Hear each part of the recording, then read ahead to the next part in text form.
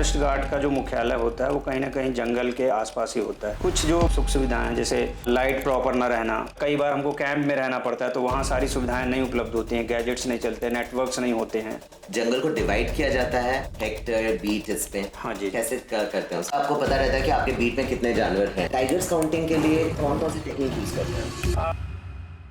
हम एक बार लेपर्ड का रेस्क्यू कर रहे थे, अचानक से वो सामने आ गया निकल करके और एक दो लोगों को घायल किया और उसके बाद फिर वापस घर में घुस गया। हम उसको रेस्क्यू नहीं कर पाए या कि हम डॉट नहीं मार पाए। हम तो सोच भी नहीं सकते हैं कि टाइगर्स को रेस्क्यू कैसे किया जाता होगा। कोई ऐसी घटना याद आ रही है जहाँ पे रेस्क्यू बहुत टफ था? उसको जब हम रेस्क्यू कर रहे थे तो उठा करके केज में हम लोग ला रहे थे। तो रेस्क्यू के दौरान क्या होता है कि डॉट देते हैं तो बेहोशी की अवस्था में चले जाते हैं एनिमल, क्योंकि वो पहले से ही अचेत था, उसको हम डॉट नहीं दे सकते थे कि हमने पैर ऐसे बांध दिए थे रस्सी से। तो जैसे हम उठाए तो वो क्या है, जैसे नॉर्मल टाइगर होता है वैसा बिहेव करने लगा। हम लोगों को समझ में नहीं आया, सिर्फ रस्सी टूटने की आवाज़ आई।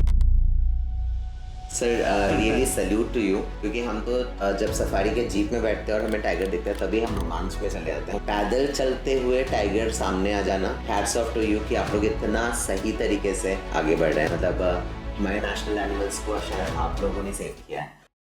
जंगल की हर कहानी पे छुपा है एक बहुत गहरा प्रेम, पर एक फॉरेस्ट गार्ड की नज़र में वो प्रेम कुछ खास होता है और उसी प्रेम के लिए मैं आज यहाँ पे मौजूद हूँ कमलेश कुमार नंदा जी के साथ। नमस्ते। नंदा जी, आपको बांधवगढ़ बहुत प्यार करता है। मैंने जिससे भी आपके बारे में बात की है सब ने आपके बारे में कहा है कि नंदा जी को ने जंगलों के बारे में जितना जाना है और कोई जानता नहीं है।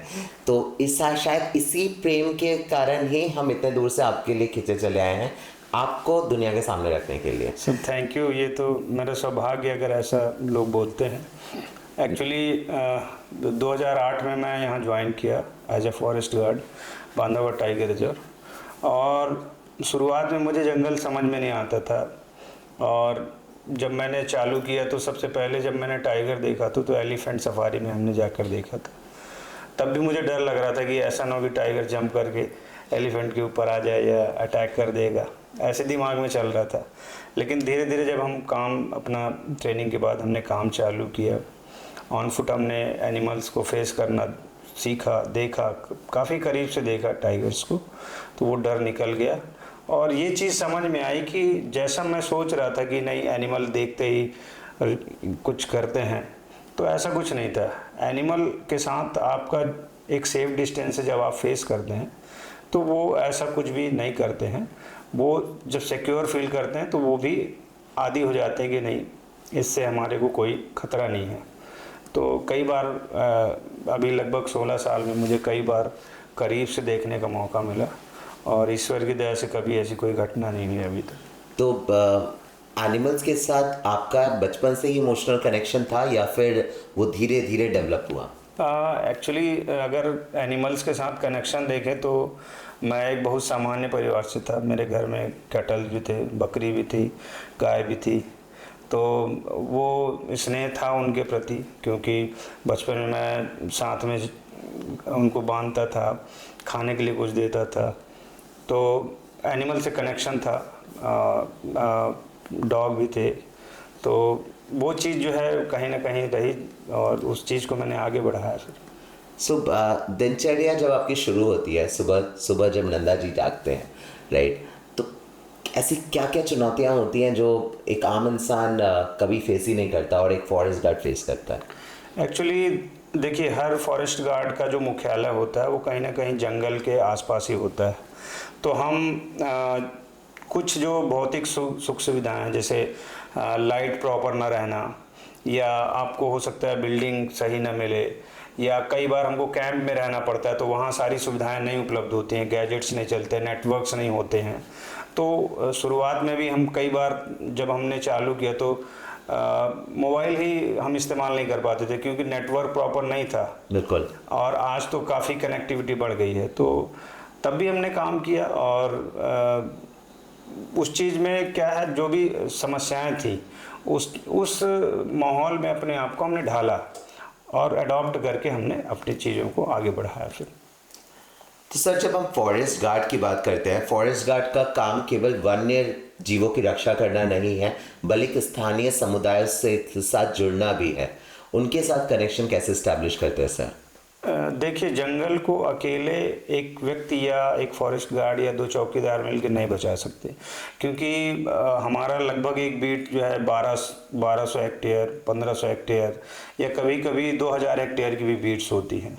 कोर में जनरली हमारी 1200 हेक्टेयर, 1500 हेक्टेयर की एक बीट होती है, और उस पर अगर आप लोगों से कनेक्ट नहीं करेंगे तो आपके जंगल में क्या हो रहा है, कई बार बफर में अगर देखें जहाँ चरवाहे जाते हैं तो बहुत सारी सूचनाएं आपको चरवाहों से मिल जाती है, या गांव के लोग जो होते हैं, आपके कोर की बात करें तो सीमा लाइन के आसपास अगर कोई एक्टिविटी हो रही है तो वो आपको इन्फॉर्म करते हैं।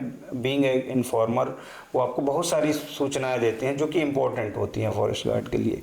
तो उनसे कनेक्ट होना बहुत आवश्यक है, आप अकेले नहीं कर पाएंगे। तो हम उनके साथ जुड़ते हैं, जैसे गणेश पूजा हो गई, दुर्गा पूजा हो गई तो उनके साथ जाना, और या रामायण गायन हो गया तो उसमें जाना।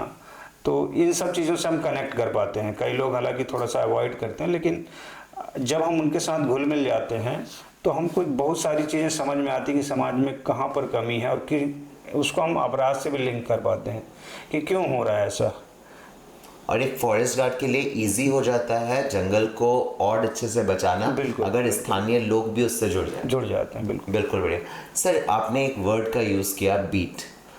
सामान्य लोगों को समझ में नहीं आता ये शब्द है क्या आप इसको थोड़ा सा और डिटेल में बताएंगे कि बीट आखिर होता है, या फिर एक हायरार्की क्या होती है कि जंगल में सबसे ऊपर कौन होता है, फिर कौन होता है, फिर कौन होता है? आप एक ये हायरार्की समझाएंगे प्लीज़। हायरार्की हमारी ऐसी है फॉरेस्ट गार्ड की कि सबसे निचले क्रम पे सुरक्षा श्रमिक हैं, उसके ऊपर वन रक्षक है, वन रक्षक के ऊपर फिर हमारा 1 स्टार जिनको हम वनपाल बोलते हैं, फॉरेस्टर वो होते हैं, फिर 2 स्टार होते हैं जिनको हम डिप्टी रेंजर बोलते हैं, फिर 3 स्टार होते हैं जो वन क्षेत्रपाल या रेंजर जिनको बोलते हैं। ये वर्दी हम लोग रेंज ऑफिसर तक वर्दी पहनते हैं। उसके ऊपर जो भी ऑफिसर हैं वो यूनिफॉर्म नहीं पहनते हैं। तो उसके ऊपर हो गया हमारे ACF हो गया, असिस्टेंट कंजर्वेटर ऑफ फॉरेस्ट, फिर ACF के बाद फिर DFO हो जाते हैं, या जैसे हमारे DD सर हैं तो वो डिप्टी डायरेक्टर रैंक का हो गया DFO के बाद फिर होते हैं CF कंजर्वेटर ऑफ फॉरेस्ट, उसके बाद तो चीफ कंजर्वेटर ऑफ फॉरेस्ट होते हैं जो कि व्रत स्तर का काम देखते हैं। जैसे शहडोल हमारा एक व्रत है, तो वहाँ पे CF या CCF वो देखेंगे काम, और इसके ऊपर होते हैं फिर APCCF, और सबसे टॉप में होते हैं फिर PCCF, और अभी एक नए पद का और वो हो गया है जिसमें हम हॉफ बोलते हैं, हेड ऑफ फॉरेस्ट, तो वो भी PCCF रैंक के ही होते हैं। ये हायरार्की जी। और जंगल को डिवाइड किया जाता है हेक्टर बीट इस पे? हाँ जी। कैसे करते हैं उसका? तो वन रक्षक के लिए सामान्यतः एक बीट एक इकाई होती है, और वो लगभग आपका 1000, 1200, 1500 हेक्टेयर अलग अलग टीरेन के हिसाब से रहता है। अगर टफ टीरेन है तो कम एरिया दिया जाता है, और फ्लैट टीरेन है जहाँ मॉनिटरिंग आसान है या पेट्रोलिंग करना आसान है तो थोड़ा बड़ी बीट भी देते हैं। तो ऐसे हमको एक बीट मिलती है, उसमें सारी चीज़ों का हम लेखा जोखा रखते हैं, कितने एनिमल्स हैं, लगभग कितने टाइगर्स का मूवमेंट है, कितने लेपर्ड्स का मूवमेंट है, और कई बार क्या होता है कि जो हमारी बीट में इलेक्ट्रिक लाइन है या फेंसिंग है या ट्रेंच है तो वो सारी चीज़ें हमको देखना रहता है।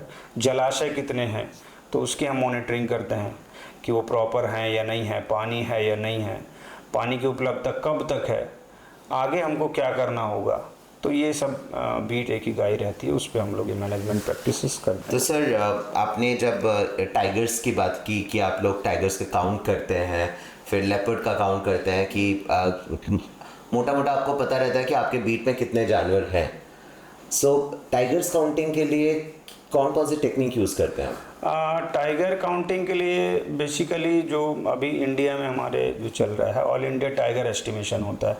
हम एक एग्जैक्ट नंबर नहीं बोलते, लेकिन बहुत हद तक हम उसके करीब संख्या बता पाते हैं। तो ऑल इंडिया टाइगर एस्टिमेशन में होता क्या है कि जैसे हर 4 साल में ये इंटरवल में होता है।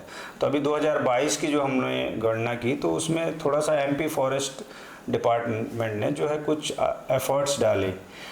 उसमें क्या किया कि जैसे हम पहले तो गणना हम टाइगर रिजर्व में करते थे और बाहर के इलाके के जो हमारे टाइगर थे वो छूट जाते थे, बफर्स के या बफर के बाहर के या टेरिटोरियल फॉरेस्ट के, वो टाइगर्स हम काउंट नहीं करते थे। पिछली गणना में या 2022 की गणना में हमने इस सुधार किया और लगभग वो सारे इलाके हमने कवर किए जहाँ पे टाइगर है। बहुत बढ़िया। तो वो सारे हम काउंट कर पाए। तो उसमें हम कैमरा ट्रैप्स करते हैं और एक साइन सर्वे होता है।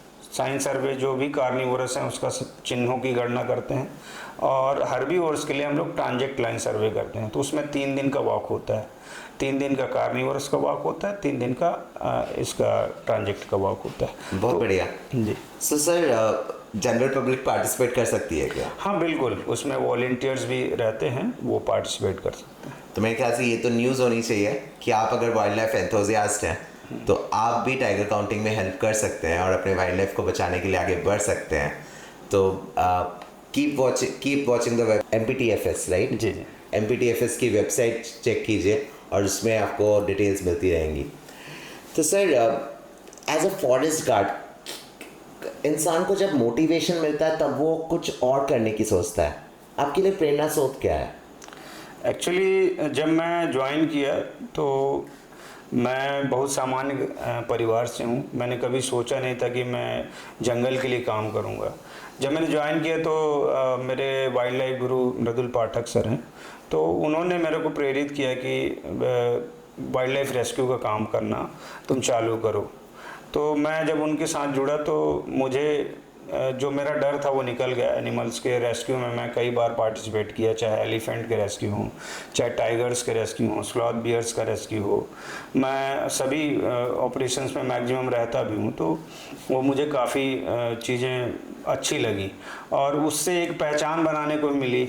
तो आज जैसे आपने बोला कि कमलेश नंदा को जो है काफ़ी लोग जानते हैं, तो सिर्फ मैं मानता हूँ कि इसी वजह से लोग जानते हैं। और तो सर रेस्क्यू जब करते हैं हम तो सोच भी नहीं सकते हैं कि टाइगर्स को रेस्क्यू कैसे किया जाता होगा या फिर एलिफेंट्स को रेस्क्यू कैसे किया जाता है। कोई ऐसी घटना याद आ रही है जहाँ पे रेस्क्यू बहुत टफ था? ऐसी तो कई रेस्क्यू किए जिसमें कहीं ना कुछ कठिनाई रह जाती है या कुछ गलतियां हम लोग भी करते हैं, लेकिन एक दो हैं जिनका जिक्र करना चाहूँगा। जैसे खन्नौदी में हम एक बार लेपर्ड का रेस्क्यू कर रहे थे। तो लेपर्ड जो है एक चौबंदा घर था, तो लेपर्ड अचानक से जो है जब हम रेस्क्यू की तैयारी कर रहे थे तो हम टारगेट करने के लिए हम और डॉक्टर साहब गए कि उसको एनिमल को डॉट करेंगे, तो अचानक से वो सामने आ गया निकल करके और एक दो लोगों को घायल किया और उसके बाद फिर वापस घर में घुस गया। तो हम उसको रेस्क्यू नहीं कर पाए या कि हम डॉट नहीं मार पाए। तो फिर पूरा दिन हम उसका लोकेशन लेते रहे, लेकिन वो लोकेशन इधर से उधर होती रही, लेकिन हमको ट्रेस नहीं कर पाए हम लोग और डॉट मारने का हमको मौका नहीं मिला। तो वो एक थोड़ा सा वहाँ कंट्रोवर्शियल चीज़ें हुई, लेकिन अल्टीमेटली फिर हमने ये निर्णय लिया कि हम उसको जंगल की तरफ जाने दें, सेफ मूवमेंट उस तरफ कर देता है। तो रात में जब कोई वो नहीं था, जन समूह नहीं था, तो हमने जहाँ जंगल था उस तरफ का इलाका पूरा खाली कर दिया और दूसरी तरफ से हमने शोरगुल किया तो लेपर्ड खुद जाता हुआ दिखा जंगल से। तो ये इस तरह से भी हम कर सकते हैं। कोई ज़रूरी नहीं कि एनिमल को हम हर बार डॉट करें या उसको उठा करके ले जाएं केज में रखें, तभी एट द मोमेंट डिसीजन होते होंगे कि अब हमें ये करना है, हमें डॉट नहीं मारना है, हम उसे मूव करने देते हैं, क्योंकि एनिमल बहुत बार जंगल में खुद के एनवायरनमेंट में जाके भी हील हो जाता है चीज़ें। हाँ बिल्कुल, ये एक्चुअली में रेस्क्यू टीम के जो वो होते हैं, हमारे सीनियर्स होते हैं, वो निर्णय लेते हैं कि एट द मोमेंट क्या करना होगा, तो वो उनकी देखरेख में होता है और वो वही निर्णय लेते हैं उसमें।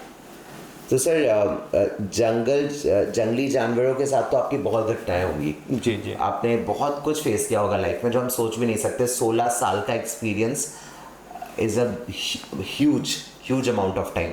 तो सर ऐसा कोई इंसिडेंट है जो बहुत खास है, जो शायद आप जब 80-90 साल के हो जाएंगे तो अब आप अपने पोते पोतियों को सुनाएंगे कि मेरे साथ ये हुआ था, तुम्हारे दादाजी जी ने ये किया था। कुछ घटनाएं हैं जो मतलब दिमाग में जब भी आ जाती हैं तो ऐसा लगता है जैसे अभी घटित हो रहा है, तो मैं उनका जिक्र करना चाहूँगा। जैसे शुरुआत में मैंने जब ये ज्वाइन किया था तो एक B2 टाइगर था हमारे यहाँ, B2 मेल टाइगर। तो पठान में मेरी पोस्टिंग थी, तो उस समय गणना चल ही रही थी।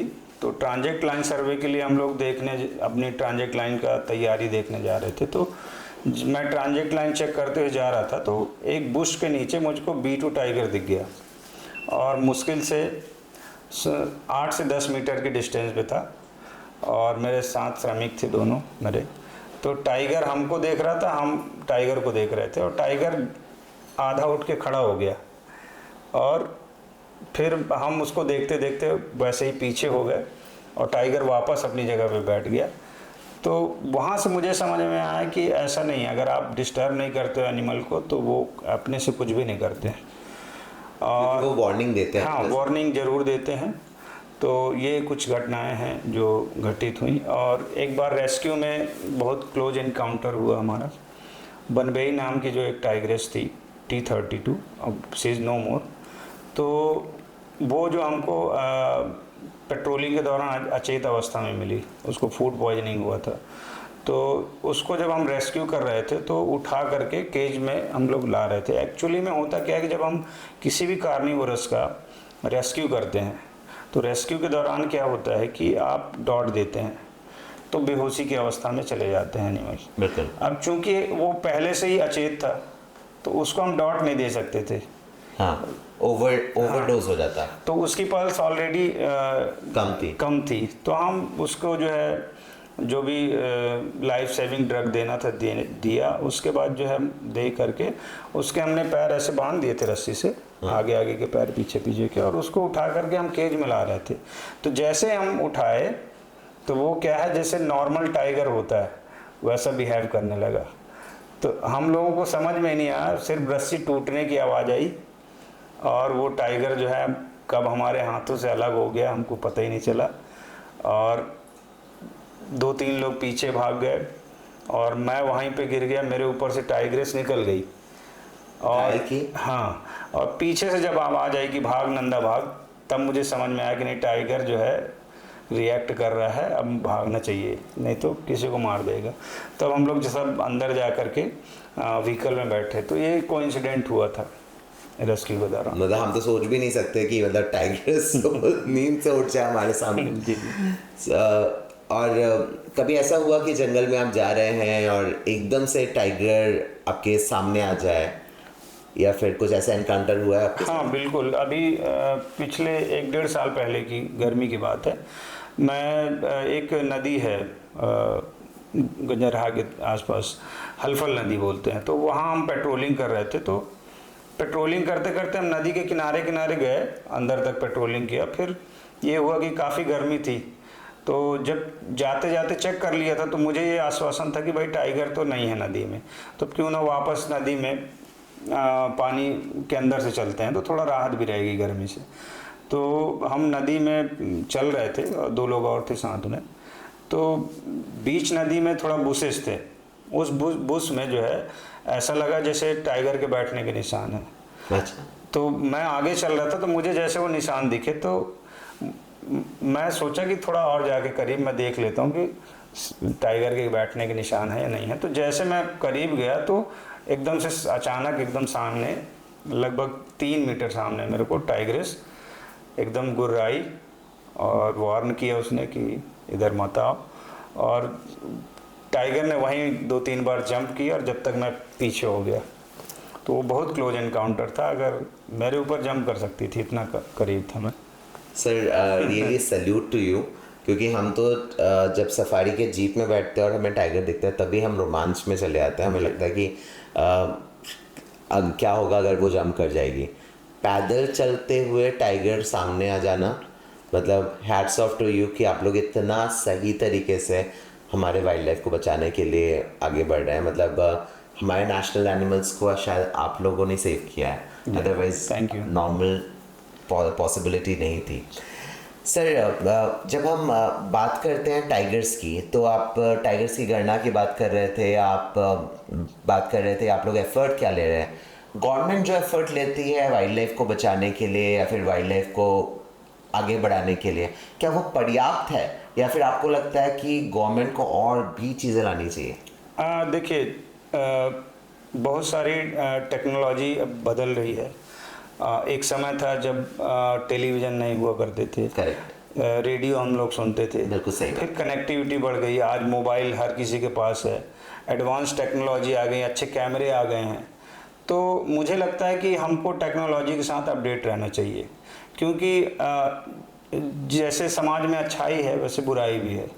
तो कुछ गलत करने वाले लोग तो सारी चीज़ों का इस्तेमाल कर रहे हैं, बिल्कुल। तो उस हिसाब से जो सुरक्षा करने वाले लोग हैं उनको भी वेल इक्विप्ड होना चाहिए, और उसमें अपग्रेडेशन बहुत आवश्यक है।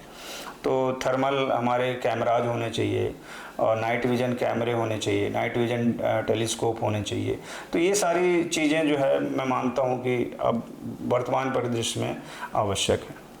सो गलत करने वाले लोग, पोचर्स, राइट। सो हम सब जानते हैं कि पोचिंग एक्टिविटीज़ बहुत ज़्यादा थी किसी समय। जी। आप लोगों की सुरक्षा के कारण पोचिंग एक्टिविटी बहुत कम हो गई है, राइट। क्या पोचर्स अभी भी सक्रिय हैं? टाइगर रिजर्व के इलाके में तो अब बहुत माइनर घटनाएं हो रही हैं, इसमें कहीं कोई संदेह नहीं है। हम लोग बहुत अलर्ट रहते हैं, इवन दिन और रात बराबर हम अलर्ट रहते हैं। अगर कोई इमरजेंसी होती तो हम वहाँ पे तुरंत जाते हैं। हमारी टीम बनी हुई है, जो अंडर कवर टीम है, वो भी काम करती हैं, और कई बार हमको सेंट्रल एजेंसीज़ की भी ज़रूरत पड़ती है, आवश्यकता होती है, तो वो भी मदद करती हैं। जैसे wild life control bureau, crime control bureau, वो हमारे साथ करती है, STF है। तो ऐसे ही हमारी बांधवगढ़ की भी टीमें बनी हुई हैं जो काम करती हैं इस पर। बट एक इतना बड़ा जंगल जिसका सिर्फ 20% टूरिज्म में है, 80% ऐसा एरिया है जहाँ पे नॉन टूरिज्म है, और मेरे ख्याल से एक ऐसा भी एरिया होगा जहाँ पे बहुत ही कोर होगा शायद, जहाँ पे नॉर्मल ह्यूमन एक्टिविटी भी नहीं जा सकती। क्या वहाँ पे पोचर्स एक्टिव होंगे?